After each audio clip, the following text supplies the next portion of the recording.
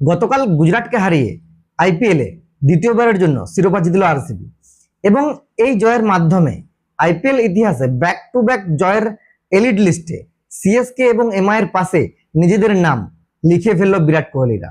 মানে ভাবুন, 2 বছর আগে এই দলটাকে নিয়ে মানে প্রত্যেকেই ট্রোল করতো যে এরা কোনোদিনও আইপিএলে শিরোপা জিততে পারবে না, কোনোদিনও কোনো ট্রফি জিততে পারবে না। সেই আরসিবি 2025 সালে তাদের প্রথম আইপিএল শিরোপা জিতলো এবং এরপরেও অনেকে বলতে লাগলো যে 18 বছর পর একবার জিতেছে, এরপর আরেকবার ট্রফি পাওয়ার জন্য তাদেরকে 36 বছর অপেক্ষা করতে হবে। সেই আরসিবি পরপর 2বার চ্যাম্পিয়ন হয়ে সেই সব হেটার্সদের, সেই সব সমালোচকদের, সেই সব ট্রোলারদের যোগ্য জবাব দিয়ে দেখিয়ে দিল যে সময় পরিবর্তন হয়, সময় সবারই আসে। তাই কোনো নির্দিষ্ট সময় তুমি যদি অনেক কিছু অর্জন করে থাকো, অনেক সাফল্য পেয়ে থাকো, সেই সময় যারা তখনও সাফল্য পায়নি বা চেষ্টা করে যাচ্ছে তাদের নিয়ে উপহাস করতে নেই। এটাই আরসিবি বুঝিয়ে দিল।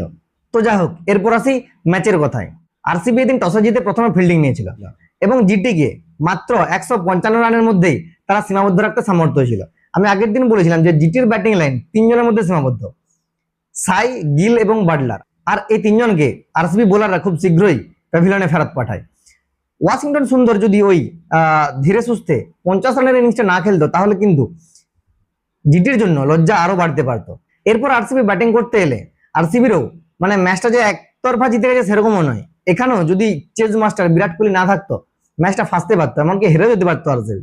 প্রথমত ভেঙ্কিয়া আর বিরাট কোহলি যখন ওপেনিং নামে শুরুটা ভালো করলো দুজনেই, মানে পার্পল ক্যাপ উইনার রাবাটাকে দুজন মিলে প্রচুর পিটলো। কিন্তু ভেঙ্কিয়া আউট হওয়ার পর থেকে সবাই আস্তে আস্তে ধীরে ধীরে মানে 4-5টা উইকেট পড়ে, 30 রানের ব্যবধানে 4টা উইকেট, 29 রানের ব্যবধান সম্ভবত 4টা উইকেট পড়েছিল।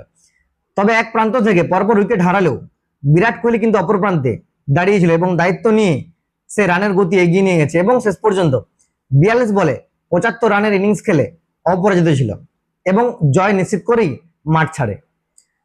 তো আমার মনে হয় বিরাট কোহলি ছাড়া আরসিবির এই জয়টা সম্ভবত মানে নিশ্চিত ছিল না, হেরেও যেতে পারতো।